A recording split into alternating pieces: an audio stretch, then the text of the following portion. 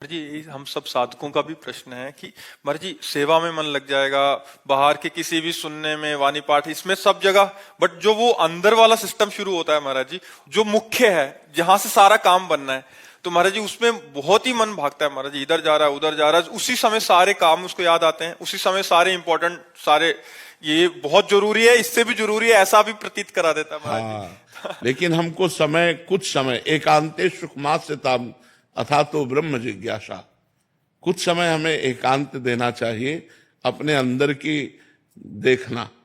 देखो, जब तक आपका स्वप्न पवित्र नहीं होगा, स्वभाव नहीं बदलेगा, आपका सहज चिंतन भगवदाकार नहीं होगा, तब तक बात नहीं बनी।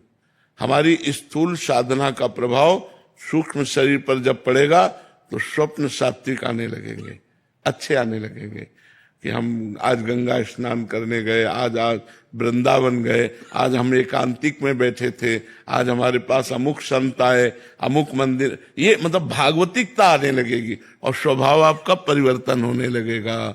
ये टीवी से नहीं होगा, ये उपासना से होगा। उपासना करना है। अब जैसे बहुत से लोग माला ले लिए और टीवी चलाए, लाभ नहीं है, क्योंकि जो अंदर मार पड़नी चाहिए वो नहीं पड़ेगी। आप देख लो, टीवी भी चल रहा है, माला भी चल रहा है, और जरा बंद करो टीवी और सुनो जो तुम माला में चला रहे हो। अब देखो मार पड़ती है कि नहीं पड़ती। अंदर अभी भी चिंता पैदा, जलन पैदा होने लगेगी, मन भागेगा।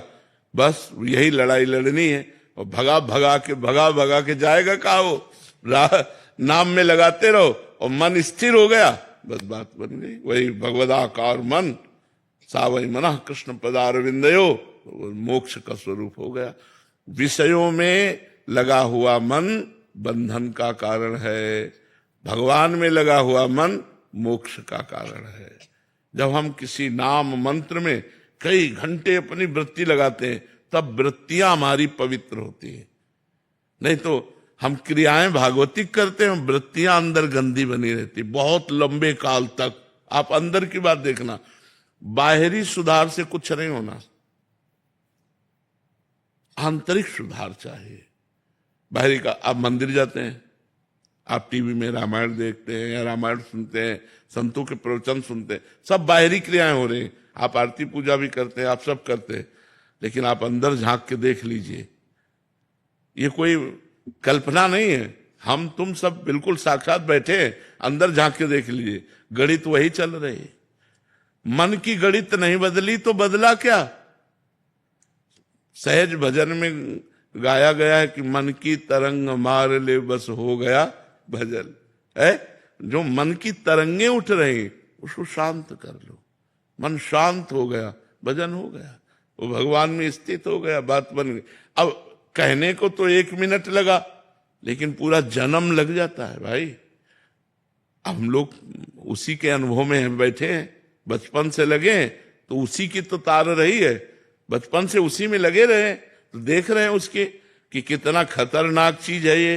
जैसे हम जब 15-16 के थे, हमारी आयु, तो एक परमहंस जी ओंकारानंद सरस्वती जी महाराज थे, नजफगढ़ कानपुर, बहुत ब्रह्मलीन महापुरुष, ब्रह्माकार वृत्ति।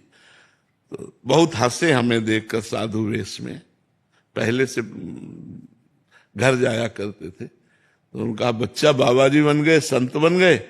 कहा महाराज जी, खूब ठाका मार के हंसे, मतलब वो ब्रह्मानंद में रहते थे। बहुत अच्छा, बहुत अच्छा, पर बच्चा, मन को संभालना बड़ा कठिन है। उन्होंने बताया था, वेश परिवर्तन कर लेना तो सरल है, मन को संभालना बड़ा कठिन है। जी माँ, बड़े बड़े महापुरुषों का संग हुआ तो उनके सामने बोला नहीं जाता, केवल चुपचाप सुना जाता है। जैसे पानी पिया, प्यास लगी हो ना, तो पौशाला में बातें नहीं की जाती, पानी पिया जाता है। तो ऐसे संत गुरुजन महापुरुषों के सामने चतुर वही है जो चुपचाप एकटक उनके चेहरे की तरफ देखते हुए उनकी बातों का पान कर रहा है। तो उनका है, जैसे बंदर सांप को पकड़ लेता है और उसके फण को वृक्ष में रगड़ता है, फिर देखता है, अगर सूं हुई तो फिर रगड़ता है, फिर देखा तनिक भी श्वास चल रही, तो जब तक श्वास चलती तब तक वो रगड़ता रहता है। ऐसे ही तनिक भी विषय स्फुरण हो तो समझ लेना खतरा है, मन खतरे में पहुंचा देगा। हमें दो बातें उपदेश की थी, एक ये और दूसरी कही थी, बेटा साधु का स्वभाव, बोले जैसे कुत्ते को रोटी डालो आ जाएगा, डंडा दिखाओ हट जाएगा, फिर रोटी डालो फिर आ जाएगा, उसको कोई मान अपमान से मतलब नहीं। ऐसी स्थिति साधु की होनी चाहिए। बुलाया और डांट दिया, फिर चल दिया, फिर बुलाया बाबा आ जा, और फिर जब फिर धपका दिया, ऐसे कई बार बुलाए तो हर बार बुलाने पे पहुंच जाए तो इसका मतलब इसने अभिमान को जीत लिया है। जिसने अभिमान को जीत लिया और जिसने मन को जीत लिया वही साधु। तो साधना एक बहुत आंतरिक विषय है, इसे हम बाहर से धीरे धीरे अंदर की तरफ यात्रा करें। असतो मां सदगमय, तमसो मां ज्योतिर्गमय, मृत्युर्मां अमृतम गमय, तभी हम उस रस को प्राप्त कर पाए। महाराज जी एक प्रार्थना और थी, जैसे आपने यहाँ हम सब साधकों के लिए सुबह 1 घंटे का नियम और शाम को 1 घंटे का सामूहिक बैठने का बनाया है। बहुत शिष्य हैं जो आपकी बातों का अनुसरण करते हैं। जैसे आपने बोला कि 11 माला मंत्र की करनी है, इतना वाणी पाठ करना है, ये नाम जप करना है, तो सब कहीं ना कहीं करते हैं। महाराज जी अगर आप महाराज जी आधे घंटे का भी भले नियम दे देंगे कि आधा घंटा बैठिए और उस समय बैठ के कीजिए। महाराज जी हम चलते फिरते 11 माला कर देते हैं, सोफा पे बैठे हैं, टीवी चल रहा है, कर देते हैं क्योंकि आपकी आज्ञा का पालन। तो जो वास्तविकता में बात बननी है महाराज जी, अभी पता लग रहा है महाराज जी, हम भी सब बैठ रहे हैं तो हम पता लग रहा है कि ये बात तो यहीं बननी है, सारा तो खेल यहीं का है। तो महाराज जी अगर आप आधे घंटे का भी या 15 मिनट का या जैसे आपको उचित लगे। हाँ, एक नियम नहीं, वैसे तो शास्त्रीय आज्ञा 2 घड़ी की है, 1 घड़ी 24 मिनट कहते हैं। अगर 2 घड़ी बैठ करके हम जप करें तो हमें बहुत लाभ मिलेगा। शास्त्रीय आज्ञा है कि कम से कम 24 घंटे में 2 घड़ी, अगर 2 घड़ी ना कर पावे तो 1 घड़ी 24 मिनट। अगर 1 घड़ी नहीं कर पा रहे हैं तो आधी घड़ी, कम से कम 12 मिनट तो दे दो, कम से कम 12 मिनट तो ऐसे दे दो कि शांत होकर के बैठे।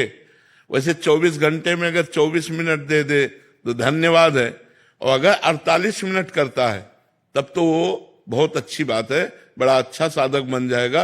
एकांत में शांत बैठ करके भगवान नाम में, राधा नाम में अपनी चित्तवृत्ति को जोड़ना।